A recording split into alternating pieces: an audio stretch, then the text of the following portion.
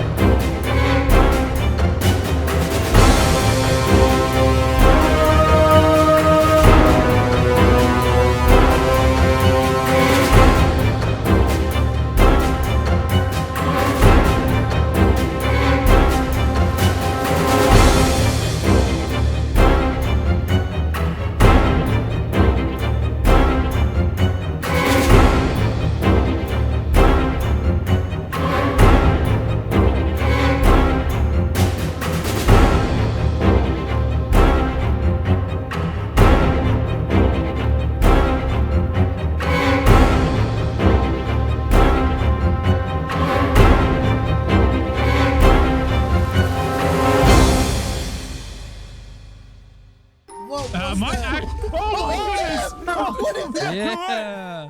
What? Oh! No. Hit him one last time. Thanks. No. Oh my goodness. Oh my goodness. Oh, Purple, what do you have to say about this? guys. Oh, sorry about that. I am not feeling super good. What are you guys doing here? What are you doing here? What are you? I don't know. I don't remember what exactly happened, but I just found myself up here. Do you know what this machine even is? You just built this to annihilate the server. What? Oh, what is this? Don't act like you don't know what this is. Wow, this is wild. Don't play dumb with it's us. beautiful. What are you guys? Is there any last words, Purple? Why? You made a sniping machine, an airstrike. A sniping machine? What? Oh, what are you guys talking about? He would never. Look what you've created, Purple. He would never. All I've Killing ever wanted is for everyone to play peacefully and have fun. What is this? What were you trying to achieve by building this machine? I don't even know what this machine is. I don't know where am I? I mean, I guess I'm in the sky above Sam's base. Don't play dumb. Okay. Oh, what do you want me to say? What do you want me to say? I'll say whatever. Truth. The truth. Why? The You truth. built this machine to kill us, and you successfully did so. Did you want me to? Do you want me to say that? I just whatever you want me to say. I'll say it. Just tell me what to say. Sam, what do you think, man? We need to get rid of him. Guys, the last thing I remember, I was at my base and I was getting ready to prepare to defend against some sort of attack that I thought might be coming, and then I found myself up here. What day is it? Purple, Today's the day that you guys will regret. Today's the day that we are going to start finalizing our plans to overtake the GOAT gang. Today is the final day the GOAT gang will live. Look at this thing. What? You're telling me Whoa. you don't know what this is? Listen, buddy. Listen. This is insane. Wait, Trozo, did you make this? TNT. Wow. I will neither confirm nor deny building anything. Okay, this is here. Just a second. Let me get a fly around. This thing is insane. Who designed this? I know, right? Don't act dumb on us, Purple. Someone who's a genius. Okay, this is really cool. Come back here. Pal. Okay, I'm coming.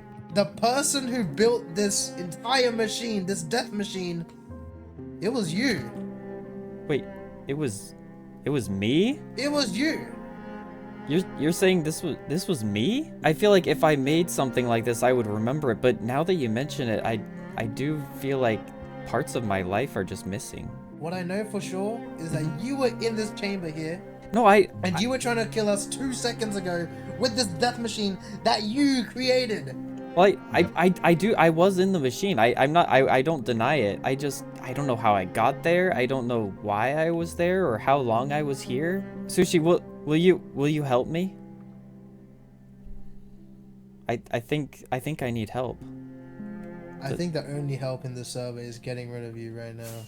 You've already done way too much. Person that I knew at the start of the server, you have turned into something else and I cannot. What is happening to me? What is going on here? I mean, wow, that is an incredible build, but just are they telling the truth? You know, I'm still not entirely sure what I should be thinking about what just happened, but we are left with, well, whatever this is. And granted, the build is gigantic and it looks pretty cool, but what's really, really crazy is whatever this is inside of it. Like, I feel like this needs some explanation. Alright, fine, I should probably give some context. Now, for those of you that don't know, and I should probably just go into free cam for this right here is an aimable arrow TNT powered one-shot super cannon of some sort. It's actually crazy. And this incomprehensible device was actually created by Cubic Meter, and I will of course be linking his incredible video in the description. But this is something that is just so complex that I really can only just barely comprehend what's going on. If you want to know all of the exact details, he explains it very, very well in his own video, but the incredibly dumbed down version of it is basically that we start over here at the top.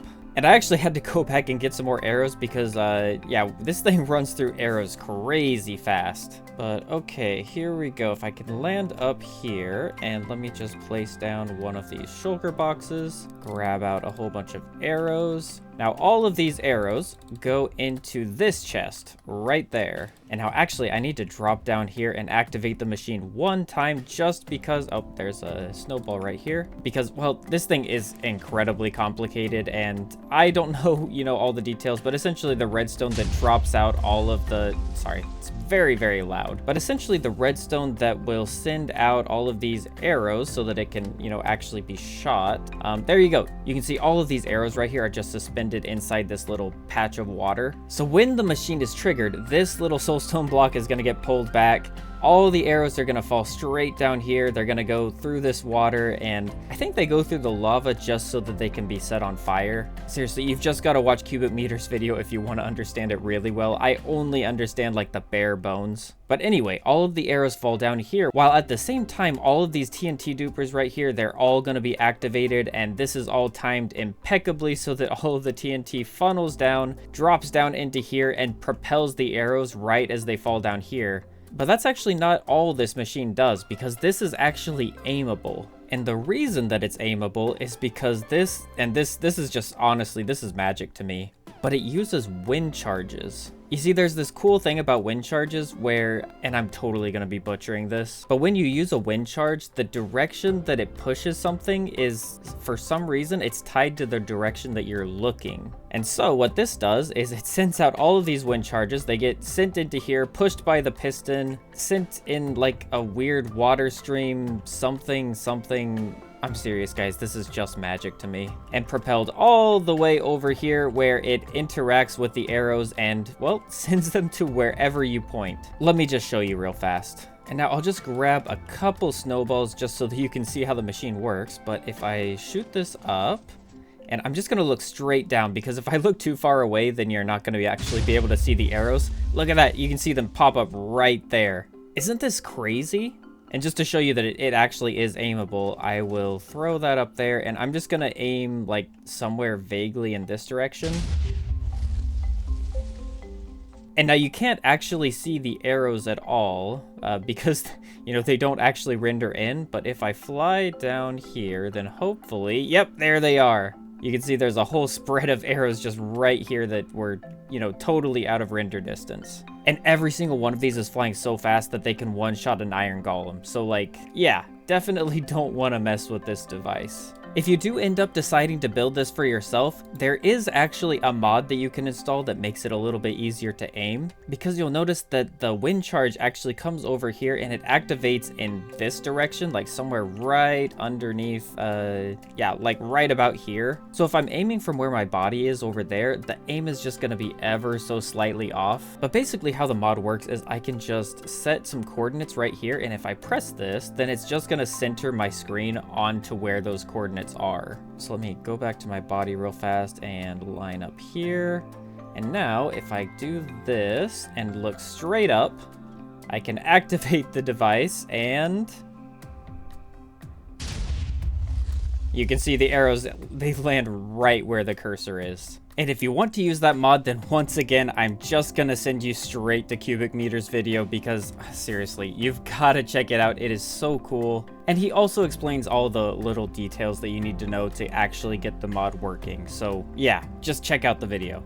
And for the build, you know, there's just really not that much to say. I wanted it to look kind of like alien, maybe a little bit of a Star Destroyer vibe going here. And I didn't go too heavy in on the detail because, you know, we're so high up in the air. Let me just fly all the way down here. But yeah, if I look up, it's just so high up in the air that you really can't see any details anyway. But I mean, its only job is to look alien and menacing. And you know what? I think we nailed it.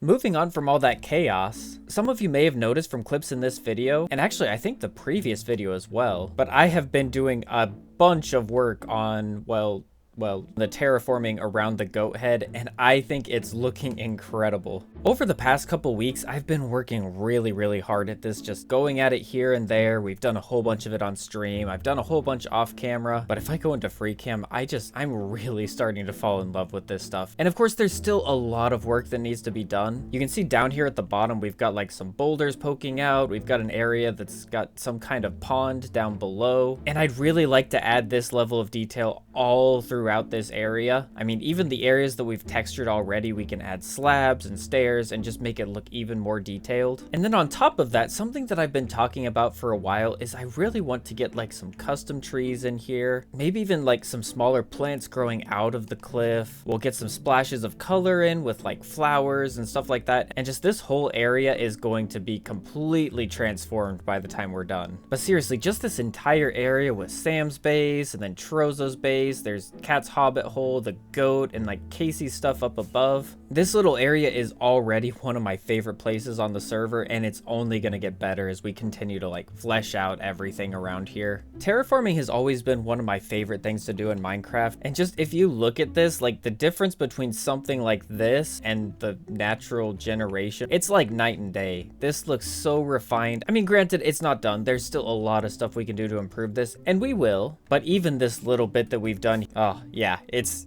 looking really good. And now I think I'm gonna end this episode with my newest obsession on the server, and that is this incredible mini golf course that Casey and Sam put together. Welcome to Wander Putt, 27 holes of the most incredible armor stand based Minecraft mini golf that you have ever seen. They've got a rule book here and it's got 13 pages, not to mention another 5 pages about scoring, but I'm gonna make things really simple for you. You start the game by grabbing one of the golf clubs in here, which is a color-coded shulker box, and it contains everything that you need to play the game. You've got an armor stand, a color-coded leather cap to identify it, and then 3 swords or golf clubs to choose from. You've got the knockback 2 2 sword, which works as a driver, allowing you to hit the armor stand really long distances. You've got the knockback 1 sword, which works as a medium range club. Yeah, my lack of golf knowledge is really gonna show through here. But regardless, it allows you to hit things medium distances. And then finally, you've got the normal sword, which works as a putter, and it's the sword that you use if you only want the armor stand to go a really short distance. There's also a bed so that you don't have to play through the night. And then there's a rule book, because we all know that out here on the golf course, it can get incredibly chilly, and it's very important to keep your hands warm. There we go, nice and toasty. But if you couldn't tell, I'm kind of obsessed with mini golf now. So much so that we've already got the top score in the first 9 holes. And we've got a really firm lead. In fact, I'm pretty sure that 28 is the mathematically best possible score that you can get. And for those of you doubting my score,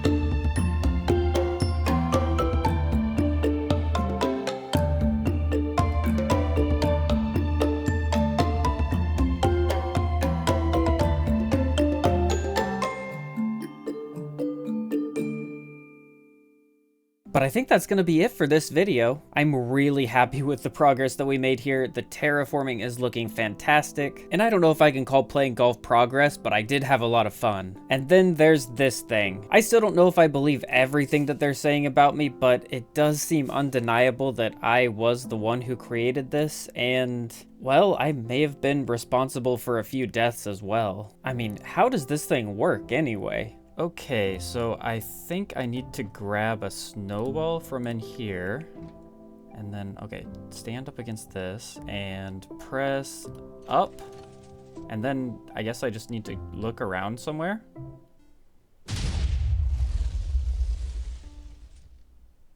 Oops.